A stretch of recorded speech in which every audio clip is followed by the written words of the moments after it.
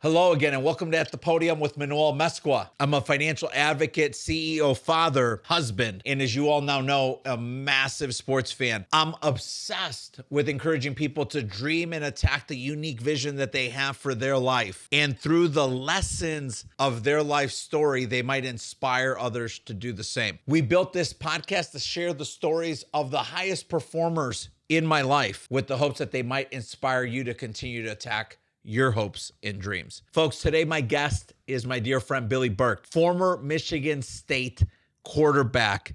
Great. Today serving as an associate partner at the Podium Group, a division of the Mass Mutual Great Lakes. My man is a newly minted author, Victory Outside the Arena. It's a must read. Man, I loved hearing Bill talk about so many different things, from the lessons he learned in his childhood, from his greatest mentors, which were his mother and father, to moments with Nick Saban, where Coach Saban would say, hey, can you give it all you've got for 6 seconds? We talked about what it meant to be able to work through hard things, do hard things, the lessons and the tools that you eventually can put into your toolbox to win at the game of not just football and business, but the game of life. I loved his references to Marcus Aurelius. Today is a must listen or a must watch. If you're catching it where you get the video, you're gonna love the conversation with my guy, Bill Burke.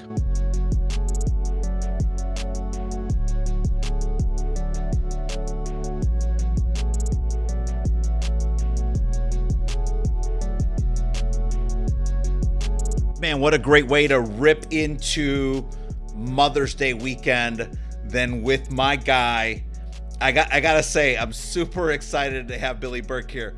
Former Michigan State standout quarterback number 1-6. Today, he serves as an associate partner within the Podium Group. Yes, we're related because of that. And most recently, man, this story is just an unbelievable story. And I wanted to make sure that we were one of the first people to catch it here first. But Billy just dropped this absolute bomb and golden ticket as an author, Victory Outside the Arena. Bill, man, it's so good to have you here at the Podium Lab. The pleasure's all mine. I really appreciate you having me, and I'm excited about this conversation. You know, I think one of the tenets of the book and one of the reasons why I wrote it is because I want to have more of these awesome conversations around this topic because, you know, the people that are interested in what I'm interested in, and we can kind of get into those as we go, that is what lights me up. So I'm thrilled to be here.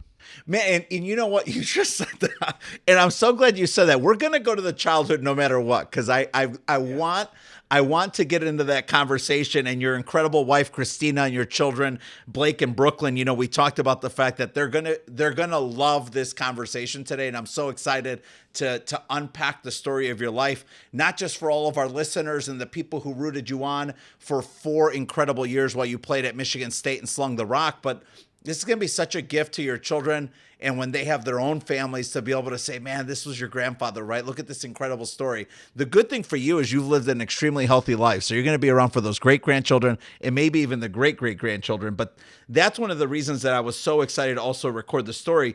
But you just made me think of the fact that you had a podcast. Yes. And we talked when we first met, when we were first introduced to our good buddy, David Thomas, and DT, shout out to you and your incredible family, my brother. We talked about the podcast and we talked about the inspiration and the vision you had behind it. Drop some gold on that first so that we can then pivot into childhood experiences. Yeah, you know, well, I've been an athlete my whole life, or at least now I'm a former athlete, but it was such a big central part of my life, still is really, because of the ripple effect that, you know, what I did still has on other people and my life today. But the podcast was basically, I thought, a cool idea. You know, I not only played football, but I was this pretty unique position of quarterback, and there's other guys out there like me that I've never connected with. So how can we have great conversations about that shared experience, but also all the different facets of the position, not just in game, but of course the off-field ramifications of connecting with teammates and leadership and all the things that that position brought us, especially post-career. How are we using those things to affect our families, our careers, and everything else that we touch. So I thought that was a really cool idea. No other goal other than having great conversations like this one, with some people that I've never met. But hey, we've got the shared position of being a quarterback, which is, as you know, in football, there's only one on the field at a time. And maybe there's a guy on the other side of the country that, we have a connection with, but we've never met and we've never had a conversation. So that's the origin of that. And I love the fact that it was a creative outlet, but I don't think people enough. I know in my life, I don't have enough of these great conversations with people. Too much of our lives, I feel, are lived on the surface. And I think we got to go deeper sometimes. And, we got to get lost in the tasks and the mundane of the everyday. And I want more of that in my life. So that's another reason why I'm thrilled to be sitting here at the table with you. Yeah, and I'm glad you said a couple of those things. I want to dig even deeper on one more and stay here for a second longer. The incredible conversations you had. I've heard you tell me, not your words, but my interpretation of what you said was those conversations, man, you were still like getting a ton of fuel, a ton of gas in the tank from listening to some of your counterparts and like the adversity they went through, the extra work they put in, the incredible coaches they learned from, the incredible locker rooms they were a part of. When you think back to that and how much you were able to pull from that once you were done playing, what were one or two of the stories that really just stuck out the most to you that are still with you today that you're like, man, I loved having that person on because when we were together, this is something that came up and that really I connected with it or I took it forward for myself? Yeah, a couple come to mind. There's a Michigan State connection. I had Kirk Cousins on, who's still playing in the league and is now with the Atlanta Falcons. But, he just, of course, is the ultimate professional. He's the guy that you want at the podium, that you see on SportsCenter, at the press conferences. He's the face of the franchise, basically, for any team that he's a part of, number one. But number two, and this is not, to put the attention on myself, but at the end of the interview, he really gave me a nice compliment because he's younger than me. And he said that actually he was, he admired the path that I had kind of set for the Michigan State quarterbacks. And it really kind of made me pause for a second and think that, yeah, not only am I having an effect on the fans that watch me play, but I'm having an effect on the future players that would end up at Michigan State.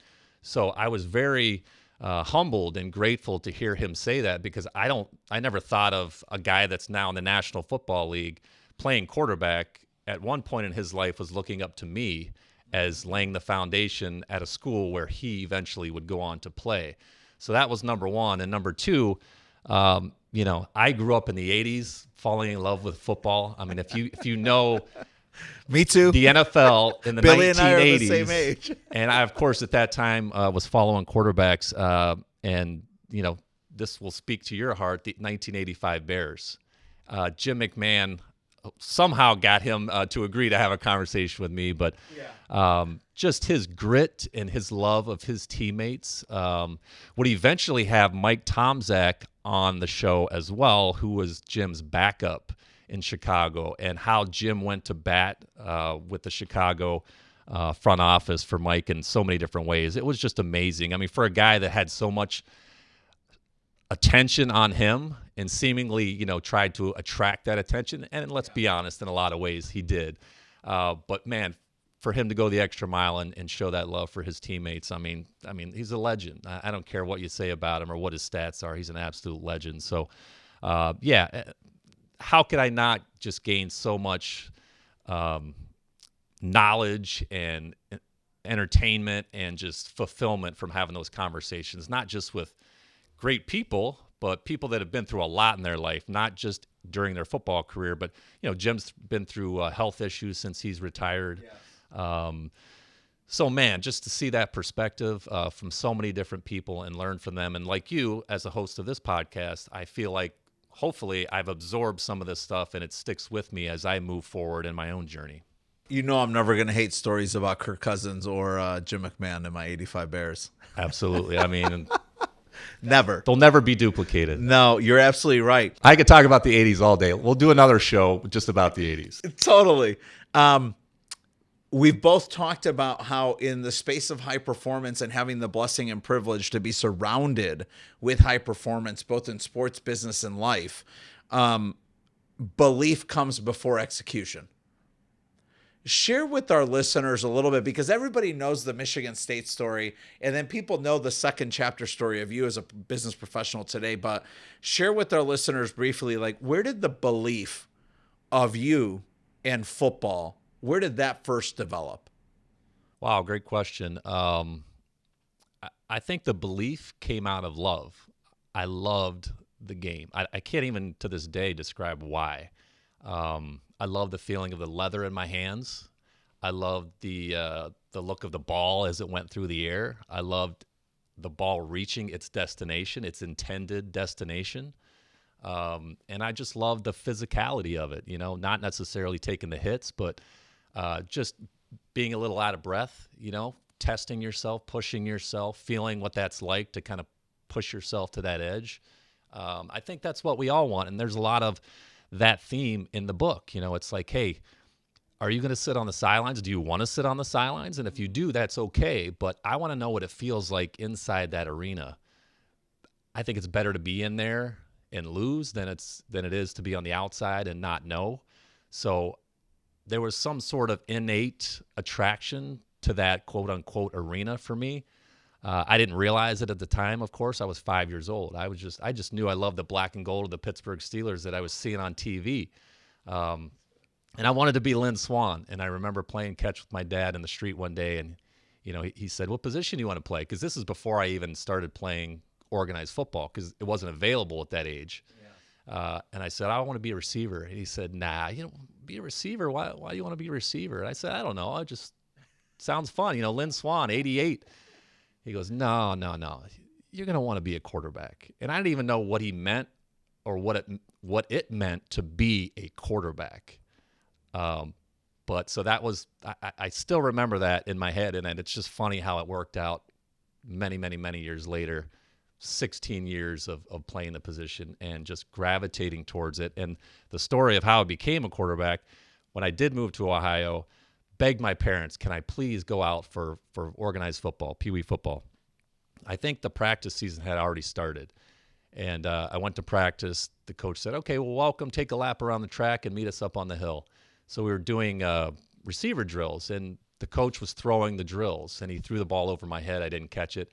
So I picked it up and whipped it back at him, and he said, hey, you come over here and throw these drills to the receivers. And this was age 8, and the rest, as they say, it's over. I was just a quarterback. I couldn't play anything else. So it's like either if you're going to be a football player, you've got to play that position or nothing else, because it wasn't fast, wasn't the biggest guy, wasn't the most talented guy, but something about that position just kind of hit for me, and I'm so glad that it worked out. What an awesome story. What an awesome story. I love hearing that.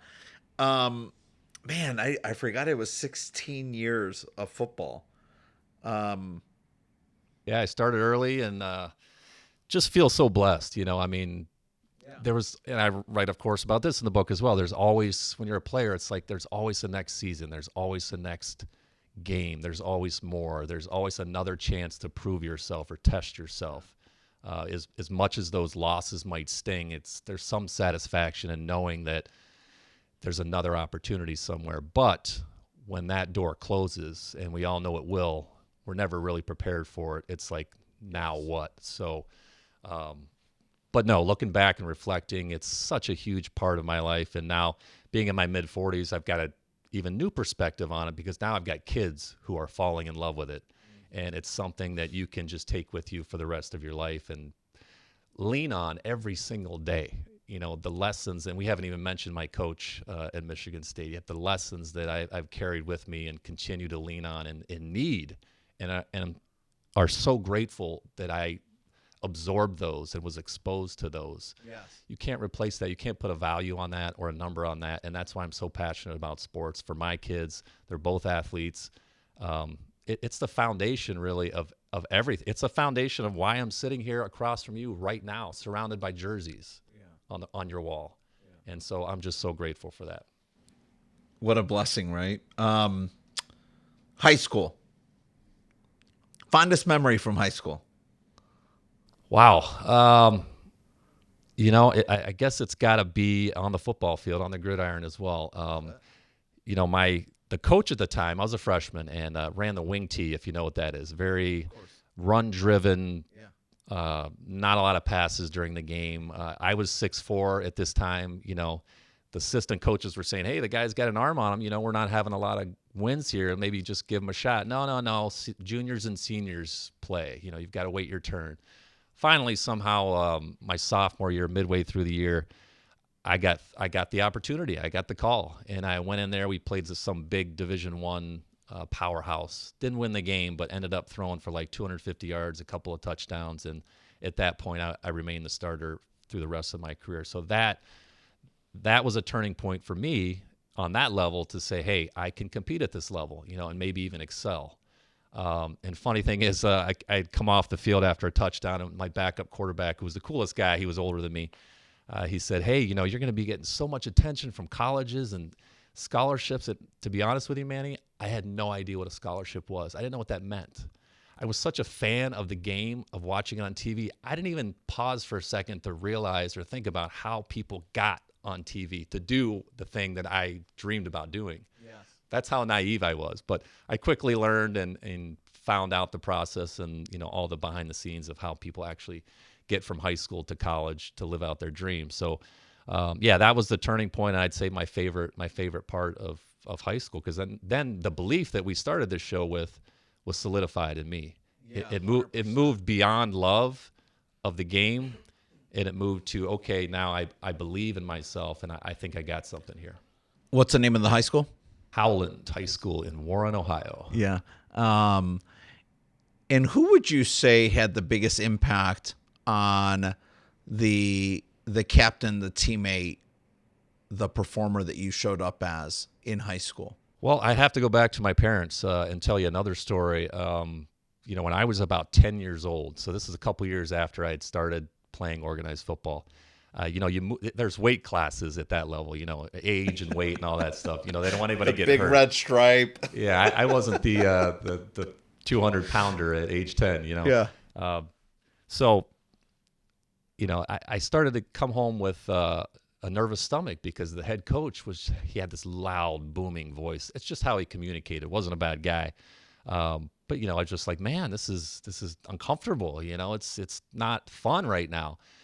So midway through the season, I said, to my parents, hey, look, I don't want to play anymore. And they kind of looked at me like, well, what are you talking about? This is your passion. This is all you talk about. You love doing it. People have told us how talented you are. So they said, hey, look, you want to not play football anymore? That's great. That's your decision. But you've committed to this season, so you're going to finish what you start. If you don't want to play after the season's over, fine. So that propelled me forward to continue to play. And, of course, had that decision not been made, I might not be sitting here with the career that I had for 16 years. So fast forward to debilitating back pain my junior year at Michigan State. And I came very close. I've never told anybody this, but I came very close to just hanging it up at that point and not coming back for my senior year. I just didn't see it was not fun at all. Like, not even a little bit. It was just tons of interpersonal struggles with the pain and my teammates and the coaches and how all that was perceived and not being able to kind of process what was happening to me. But the thing that kept me showing up every day, almost unconsciously, to walk into the building, to go lift weights, to put on my helmet, to go to practice, was that story from 10 years old, finish what you start. And had I not done that unconsciously, because I didn't know what else to do, I knew instinctively that had I not come back, I was going to regret it. And I had come 15 years, and now I'm not going to go 16. I've got to find a way to make this work. But finish what you start replayed in my mind on an unconscious level. And so had I not done that, I would have missed out on all those experiences with my teammates my senior year, winning 10 games, finishing number 7 in the country after beating Florida in the Citrus Bowl, and all those other amazing memories that came with that. So very grateful to all the people in my life. To go back to your original question, my parents, who kind of pushed me towards where they saw my talent was, and where my love was. And then, of course, going forward with high school coaches and on to Nick Saban at Michigan State. Yeah, and I can really appreciate that story. I mean, we've heard many of our past guests speak to the significance of having family, teachers, coaches, mentors in their life, speak to the infinite value of being a man of your word, honoring your commitments, finishing what you said you would do, leaning into hard, doing hard things. You know, I recently saw, I'm going to pull it up because it's just uncannily one of the things that I was reading last night. I saw this person talk about the difference between people who do the hard things versus the people who don't. And there was this, like, I don't know, for some reason my Wi-Fi's terrible, sorry. There was this like relationship between people who experience long-term success having had a history of doing very difficult, very hard things to completion, versus people who say they'll do something, find out it's hard, and then they quit. And that subconscious sort of release of responsibility has a almost spiraling out of control negative impact on the long-term success of that person in life. And I was just like, wow. And this guy had like decades of data and like human examples of like, look how different these people's place in life and society are, because eventually they just gave themselves the subconscious release of responsibility because it was hard. What a gift it was for you to have that lesson from your parents at the age of 10. Well, not just my parents, but Nick Saban. I've seen clips of him outside of my 5 years with him. Since then, I've seen clips of him say things like, what separates successful people from the ones that aren't is, can you make yourself do the things that you know you need to do even when you don't feel like it? And I think that is, and if you read my book, if you read my book, if you're listening right now, the whole basis of it is a story, a little anecdote from Nick Saban during one of our team meetings where he came in and he talked about sticking your hand in the fire. Yeah. And he walked into the team meeting room every Monday, as he did, and the room got quiet, silent, and he walked up to the podium, and he usually had some little newspaper clipping from somebody, just a little theme for the week. Yes. And he asked us, how long does a typical football play last? And I had been playing football for years at that point and never really pondered how long an actual play lasts. But he said 6 seconds. So his whole point was, can you strain and do everything that you need to do in 6 seconds, give everything you have for that particular play, knowing that you're probably going to get scarred, you might even get a little bloody, and then can you reset, catch your breath, and do it again for just those 6 seconds? That's all you need to focus on. And then, of course, as you stack 70 of those during a course of a game, that's right, there's your result, good or bad. But at least you know that in that short burst of 6 seconds of busting a gut, you gave everything you had. And so that's kind of, my version of being comfortable with being uncomfortable. So those lessons, as we've mentioned, they just stick with you, and they kind of talk to you as that little voice inside your head, as your intuition. So yeah. I want to come into and dig into the chapter of your life playing at the collegiate level. And I know there's some really just dynamic and sticky content in the book that people will really enjoy reading about. but maybe share a little bit about how the decision was made to go to Michigan State. And I say this more because a good portion of our listeners nationally are collegiate student athletes, or even high school to collegiate student athletes. So with things like the transfer portal now, and I don't want to, I'm not positive about it, but it exists. I think the decision on where you go is so much more significant today than it ever has been before, because it's so easy to subconsciously release your responsibilities of the commitment you made to a school, right? How did you pick Michigan State coming out of high school? Yeah, great question. And it was an edgy, tense situation, to be honest with you, at least internally, because, again, I had some naive ways of thinking about this whole thing. I didn't have anybody, guiding me or telling me, this is the process and this is what this means and this is what this actually means. I was very literal in taking people at their word. So I always just expected myself to play at a big level. That's what I wanted. I wanted to play at a big school, the schools I saw on TV every Saturday, and got letters from everybody. Got letters from Lou Holtz, got letters from Bill Walsh. Man, I love Notre Dame. Actually, if we've got time, I sat in his office on a recruiting visit one time. But got letters from everybody. I still have them. They're just stacks of them. But as it came down to recruiting time, signing day, I didn't have a ton of big-time offers, which left me pretty disappointed. So I didn't really know what I was going to do, and time was running out.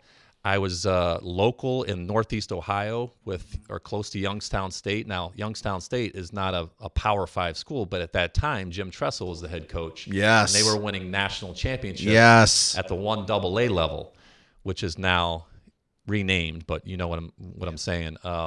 So I was like, if I don't get a big-time offer here, and I had a visit scheduled to Minnesota, I took a visit to the University of Maryland, and then Michigan State came into the picture very late because Perlis had gotten let go.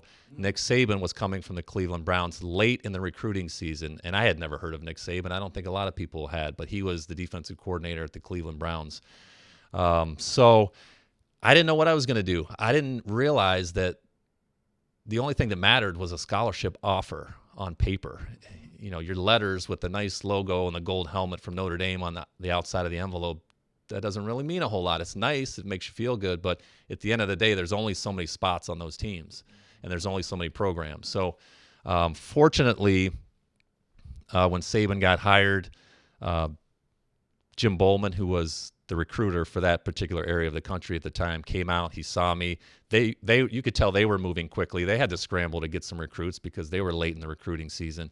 And he basically said, "Hey, we're interested. If you can send," and this, I'm dating myself a little bit here. A VHS tape. If you can put one of those in the mail, snail mail, we'll have our OC take a look at it, and if he likes it, we'll have you in for an official visit, and things will move forward. We'll have our offensive coordinator pop it into our Panasonic VCR. Yeah. And I was like, you got it. I got one right here ready to go, ready to ship. Somebody, Christy, they're going to have to drop like an image of a VHS because there's no way that anyone college down has an idea of what this means. We've come a long way in technology since then. But no, fortunately, he liked what he saw. He didn't discredit me because I was left-handed or anything. But I scheduled a visit, and I had this picture in my head of what college should look like, especially the campus. And when I got up to East Lansing, even though it was in January, it just looked like what that vision in my head should look like. It's got the river running through campus. It's got the architecture of the buildings that just look like a Midwest homey college campus. And then, of course, seeing the facilities and having the opportunity to play in the Big Ten Conference against all the other teams that I grew up watching as well. I mean, it was just a no-brainer. And then having the fresh start with Nick Saban from the Cleveland Browns. He had the NFL experience, which was a goal of mine, of course, as well.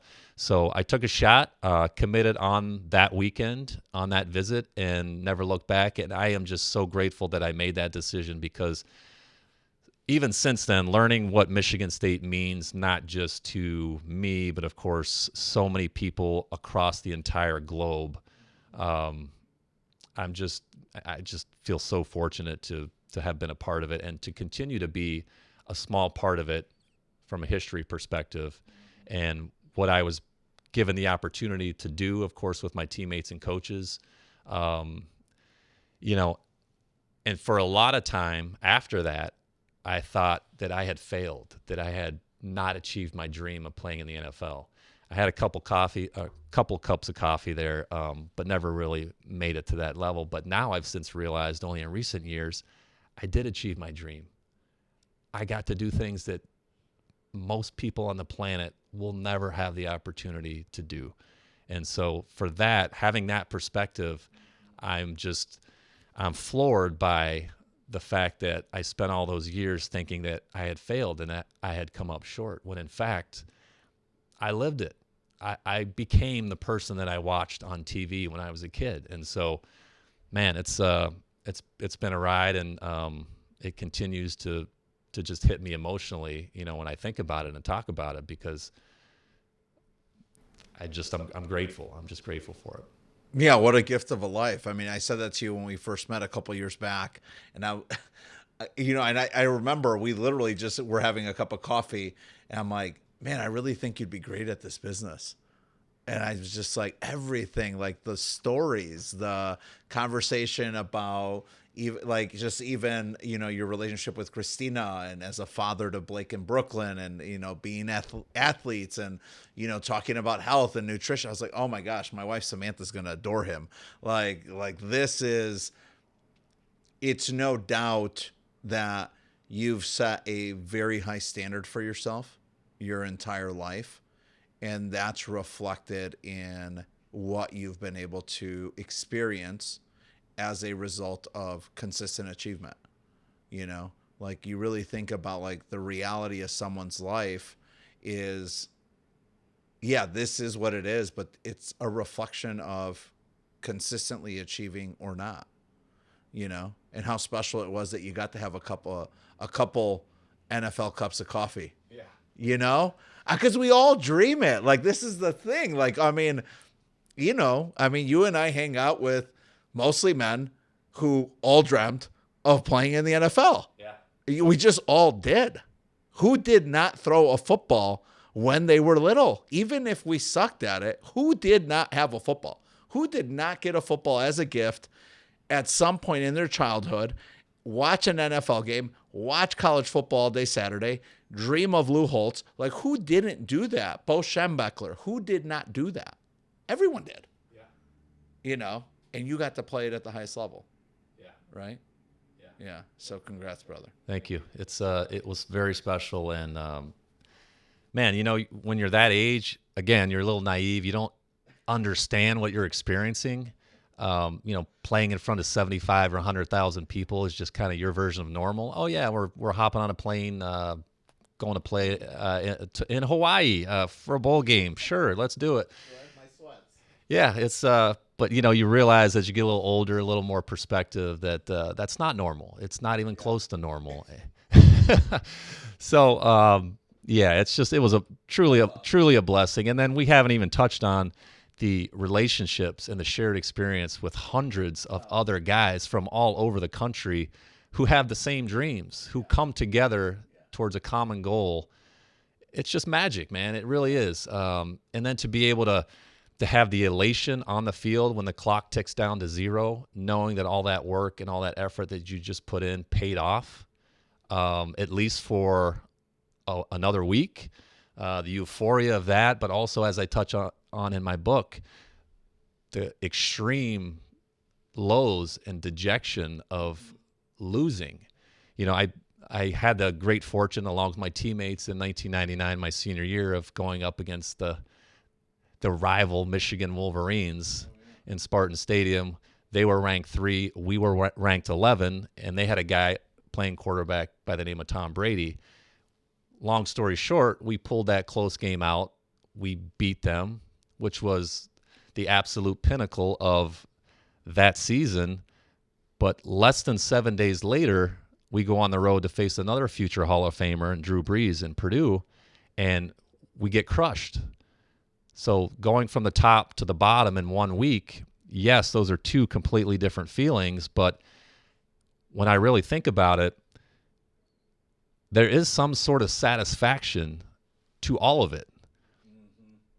You know, of course, winning is the preferable outcome, but even after a loss, a horrible loss, an embarrassing loss, probably one of my worst games of my career, I knew instinctively deep down that I still wanted to go back into that arena the next week, regardless of the outcome. Because as I said at the top, it's better to be in there and lose than to be on the outside and just never know whether you would have measured up. Mm-hmm. You know what's crazy about that, and I want to go back to being in the locker room with Nick Saban at Michigan State at that time. I remember those 2 weeks, and I was down at the Paw in Greencastle, Indiana. And I remember when you guys lost to Purdue because they were only an hour north of us. And coming off the Michigan game, everybody's like, what? It's just crazy that I remember that. Yeah. And I remember it rather vividly. That's why I jotted myself a note, because I actually remember the Michigan State-Michigan game. So, but you're right to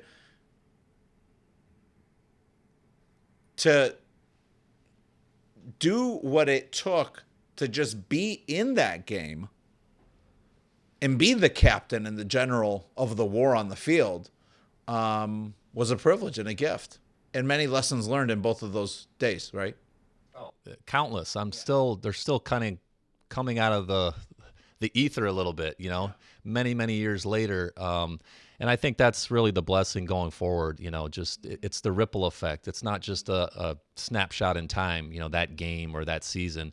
It lasts. It has an impact not just on the people that play it, but the people that watched it. You remembered it. I don't know how you remember those games. Just, yeah, we all have.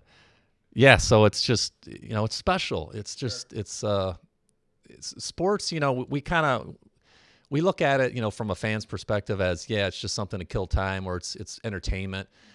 Sports mean a ton to a lot of people, a lot of people.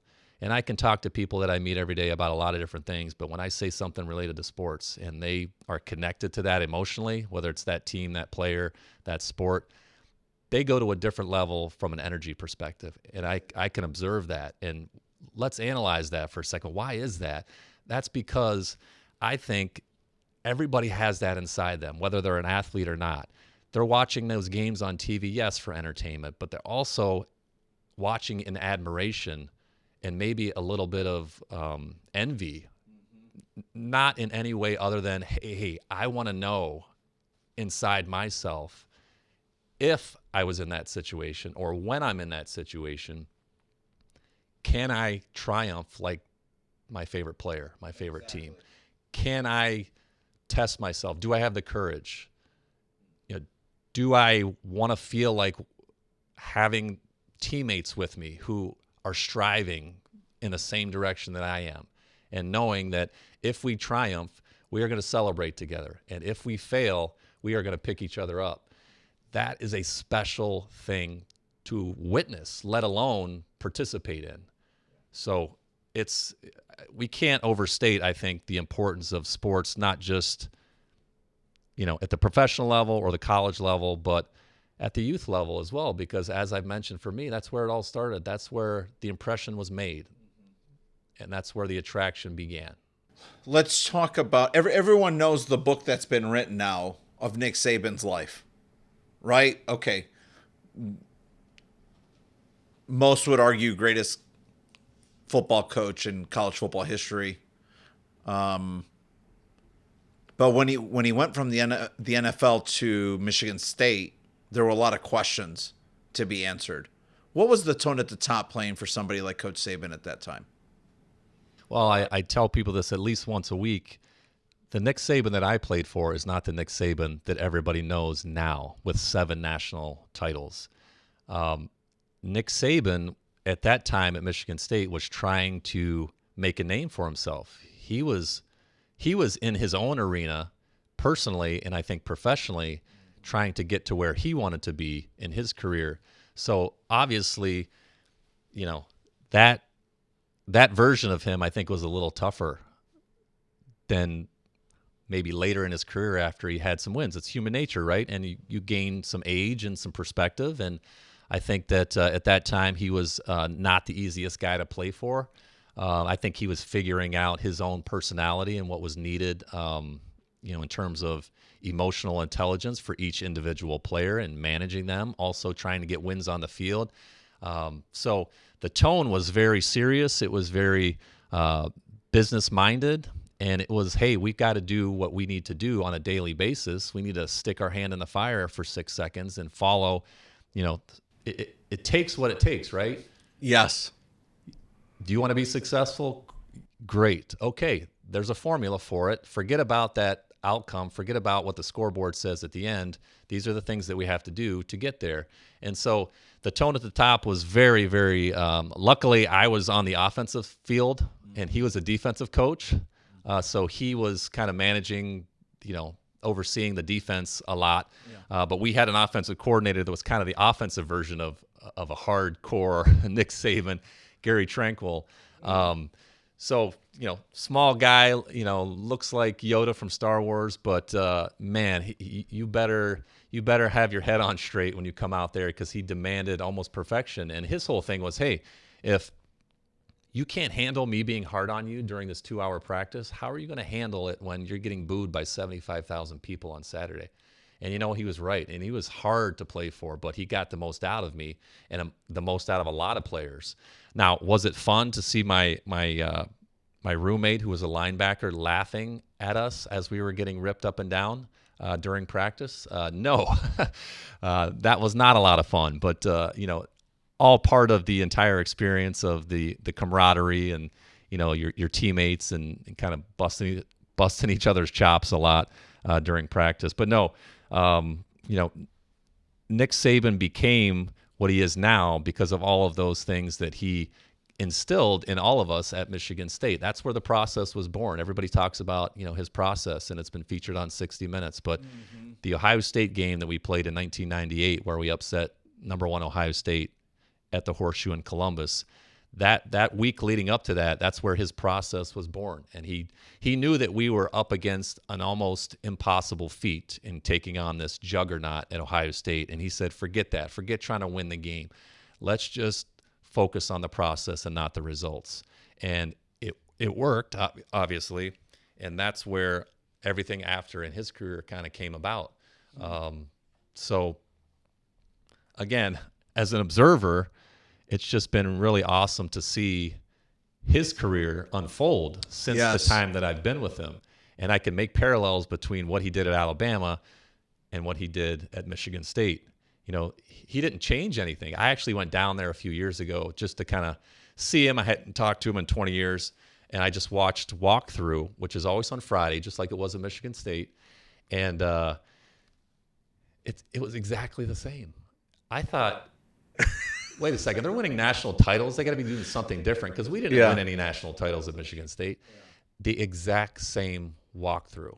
And afterwards, he's got a suit on. Everybody else is in sweats. He comes over afterwards to the sideline and he goes, "Same old stuff, man, right?" Like, he knew that I knew that nothing was different. And I don't even think I responded. I was just standing there with my mouth open, like, man, you're winning national titles here, doing exactly what you were teaching us at Michigan State. And it just, maybe there wasn't as much talent. Maybe he didn't have enough time at Michigan State. But that just goes to show you that he was unflinching in his belief and his process, and he just kept doing it day after day after day, and it got the results. And I think that's one of the reasons why he said, after he won his first national title at LSU, he said, "Man, I was so disappointed in the feeling. I thought it would be more fulfilling, more joyful. And I don't feel that right now." Because you got to just keep the process going once it's ingrained as a habit.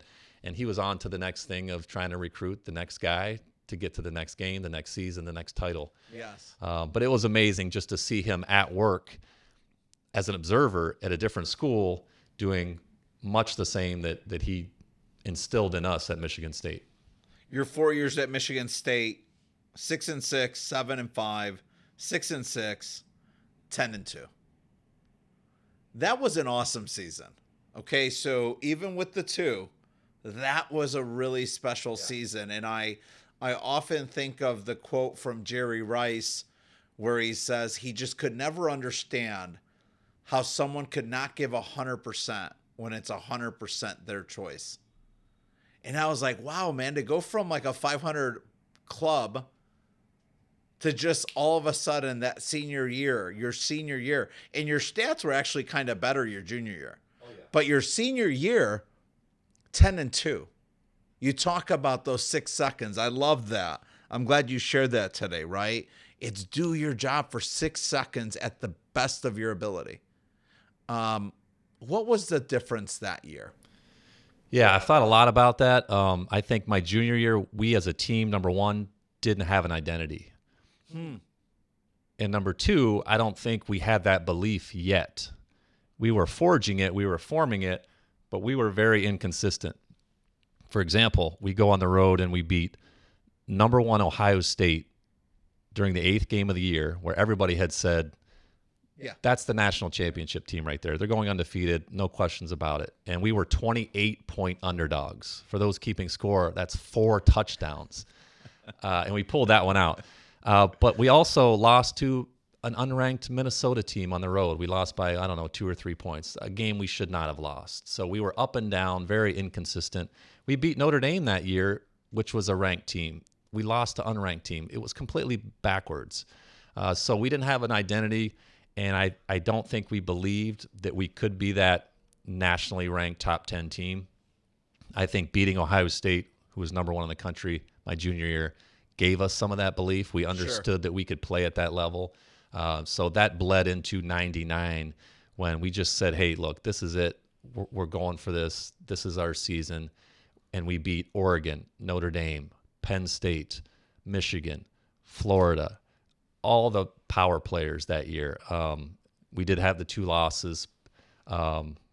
But again, they were to a future NFL Hall of Famer and the Heisman Trophy winner that year, Ron Dane at Wisconsin. And they were both on the road. So he was an animal. Yeah, he was. Oh my gosh. And that season, 1999, that was a hard year for the Big Ten. There were a lot of great teams that year. Iowa's always tough, even though they weren't that year. They're always physical. So the Big Ten is, it was very daunting to kind of go through that gauntlet and come out completely unscathed.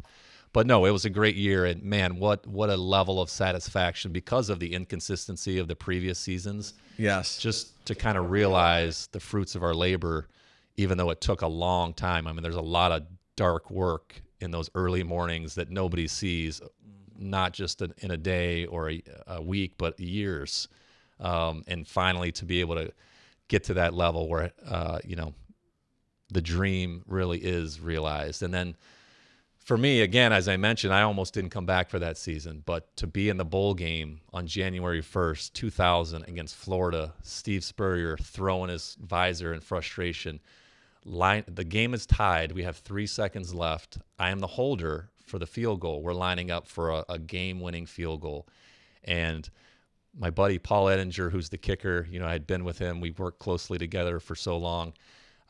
So I get the snap. I put the ball down. He kicks it. I look towards the goalpost, and I'm looking for the referees because I want to see the official signal. The ball looks good. Yeah. I want to make sure before I start celebrating. So I finally see the official put both of his arms in the air to signal it good. I turn around to start celebrating with Paul. He's already 40 yards running down the field in the other direction with his finger in the air because as soon as he hit it, he knew. So the rest of the team spills off of the sideline, and we all celebrate in Orlando, Florida. And man, just a culmination of all that hard work. It was exhausting emotionally, physically. It was like 90 degrees that day. There were fights between the 2 teams. Oh gosh, but what a great way to go out and to call it a career. My good friend Israel Donajay always talks about the toolbox, and one of his favorite coaches in the NFL when he was with the Bears would talk about the toolbox. Like, what are you putting in your toolbox for not just sports business, but life as well, right? When you think about those 16 years playing, and you think about life 20 years later, what can you say with confidence and certainty were a couple of the things that live in Bill Burke's toolbox today as a result of having played football for nearly 2 decades at the highest levels? Wow, that's a big question. You better have a really good answer for Yeah, this one. well, the first thing that comes to mind is expect adversity. Yeah. I think a lot of us kind of hope and tiptoe around, what we're involved in, hoping that it's easy and it comes quick. And that is really, really hard to accept, I think, especially when you get a few years on you and you've been up against some adversity and you realize that you're going to face it sooner or later, one way or another. Nick Saban one time called me into his office when I was playing for him. When you sat in his office one-on-one, he was very quiet. I think he was conserving his energy for the field, because that's where he would let it all out. But you could barely hear him sometimes. But he said, in the NFL, which is where he had just come from, every game comes down to the last 2 minutes. Nothing is easy. So when we played Michigan in '99 and we got up 31-17 in the third quarter, everything inside of me wanted to just relax and get to the point where we could start celebrating. But I knew from him, no, they're coming back. Mm-hmm. They're going to keep fighting. They're not laying down. They got a guy named Tom Brady over there. Mm-hmm. They got Division I scholarship players just like we do. Mm-hmm. They're in state just like we are. They're coming back. The adversity is coming. We're going to have to go back out there and prove it again and again and again. And so expecting adversity, not dwelling on it or taking it as a negative, not expecting bad things to happen, but just expecting that you might face some adversity and that you're going to have to have a nervous system internally to handle that. How are you going to react to that? I think it was Marcus Aurelius who said it doesn't matter what happens to you, it just matters how you react to what happens to you. So I love that. I lean on that. And man, as you get older, I think life gets a little more gritty in some respects. And so you better be adding to that toolbox all the time. And I don't do it out of fun or entertainment. I'm not listening to podcasts like this or reading books for my own entertainment. I need those tools because I know what's coming. Not that I'm doom and gloom, but I know that somewhere along the way, there's going to be something out of my control that I'm going to have to face head on, and I'm going to have to give it my best shot. That really resonated with me. What's one more thing that's in your toolbox today? I think perspective. Again, going back to Marcus Aurelius, and I've really enjoyed kind of, studying some of his teachings. Like it or not, we're all going to be gone one day. And that's not a morbid thought. It's just reality. So what really is most important to you? What are you willing to stick your hand in the fire for? Or who are you willing to stick your hand in the fire for? Because most of what we do and most of all these things that we worry about, it's not going to matter one day. All it's going to matter is, were we a good person to our family, to our team, to the people that we care about? Did we try and do things the right way? So perspective to me is a muscle that I'm continuing to try to build on a daily basis. Certainly not easy, certainly not perfect at it by any stretch, but I think it's so important and has been so important to me to try and keep the main thing, and to keep the most important things in perspective. I like the term zoom out. Maybe that's always not the best thing to do, but I think that zooming out and just taking a larger snapshot of what's going on as a whole really helps me avoid going down the rabbit hole of focusing on short-sighted negative things that might pop up day to day. I know we're coming up on time. I want to hit on two last things. The book, Victory Outside the Arena, it's out. Who's this book for? Who's going to pick up this book and devour it the way I did in a week? Yeah, I think it's for the former athlete who, when they're playing, has all this sort of fulfillment and meaning, seemingly. They've got all sorts of people around them that are patting them on the back. That's where they're getting their meaning and fulfillment from. That's what they are identifying as. But when the lights go out and your final game has been played, then what? And I don't think this is an issue that gets talked about enough. We love to talk about the current games. We love to talk about, the memories of being inside the arena, and remember when you threw that touchdown, and remember when this happened, and remember when you guys beat the hated Michigan Wolverines. Yeah, all those are great things, but what about the human being that existed before he decided to pick up a ball? What happens to that human being after he or she has played their last game? And I think that's what I really seek to address in the book. I want to reach out to that person who might be suffering in silence somewhere in the world because they no longer have this thing that was so central to their life, just like it was for me, like it continues to be. So if they can lean on one word, one sentence, one idea, and that gives them a little bit of hope on their journey, then it will have all been worth it to sit down, force myself to stick my hand in the fire by writing words on the page, even when I didn't feel like it over the course of 2 years. I want to make sure that that message gets to somebody somewhere so they can pick themselves up, figure out who they are as a human being, even though they had this great experience as an athlete, and move forward to not only have some sort of level of success in whatever that means to them in their career, in their relationships with their family, in their personal development, but also to maximize their full potential in all of those areas as well, because that's what they sought to do when they were a player. Your comment there leaned right into the last question that I had for you for today. And sadly, I had a lot more, but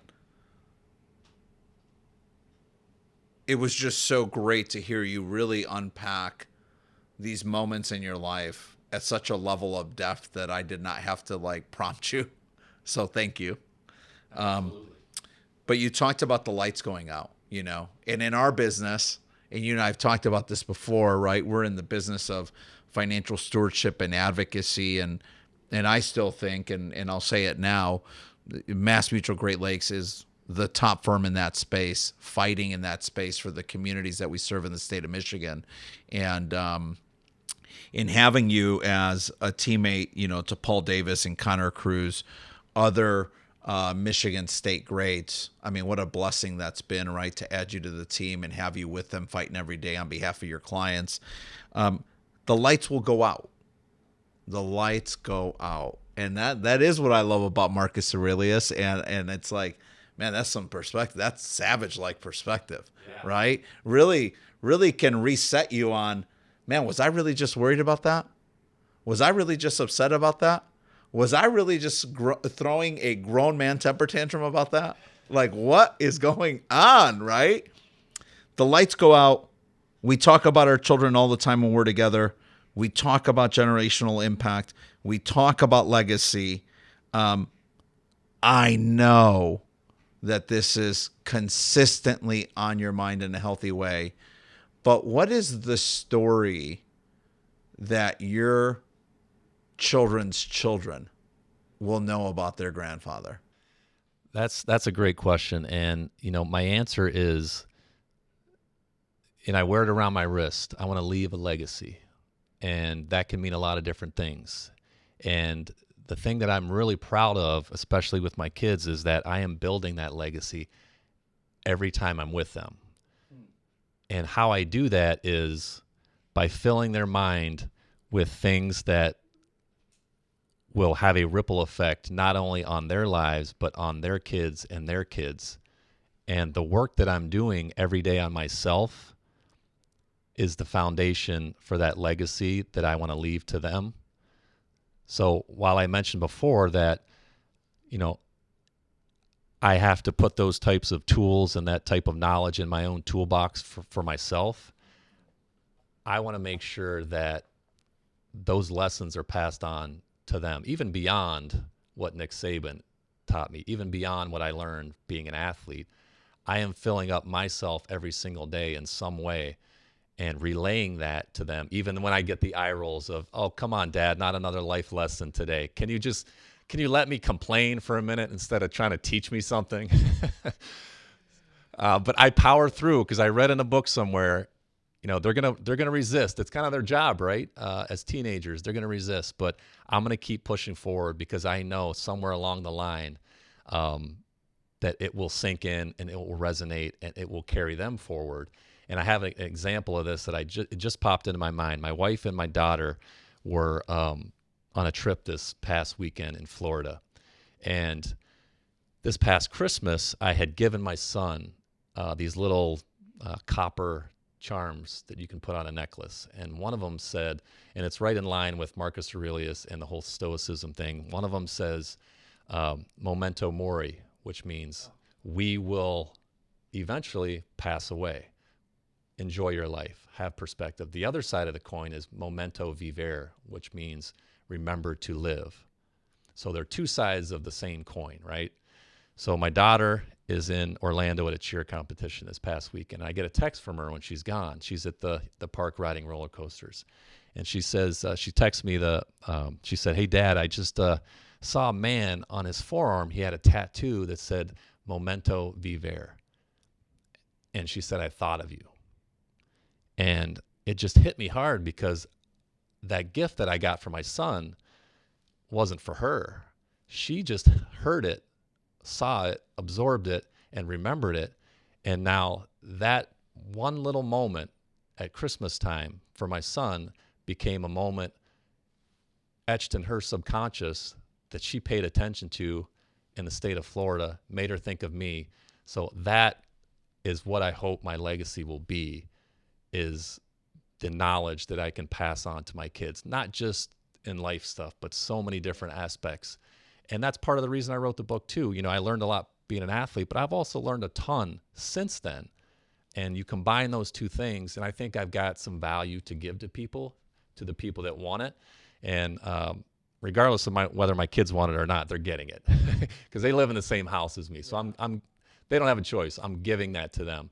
And hopefully one day they'll see that as not kind of an annoyance, but as a gift. Not planned, but just so you know, my mentor Mo Hosoon gave me a coin that says memento mori. We will all die. Make today count. And so right in line with what you're saying, I'm sure it came from that. And he gave it to me at the beginning of this year. And I've been with him for some time, and he's just been an incredible person who's just completely poured into me. And I carry that every day in my bag. When I have a suit on, I carry it in my little pocket. But since I'm wearing, jeans and a t-shirt for you here today, I don't have, it's in my bag. And it just, I literally, it's interesting. The children have asked me about it too before, but I literally will grab it and rub it if I'm dealing with something that is either upsetting me or stressing me out, because it's just reminding me like this too shall pass. And I love what you said about zooming out. Like, just zoom out. Yeah. Like you're stuck in this one speck of a situation, one speck of a moment, one speck of a feeling. Like, zoom out from that a little bit. Yeah. Take a breath. Yeah.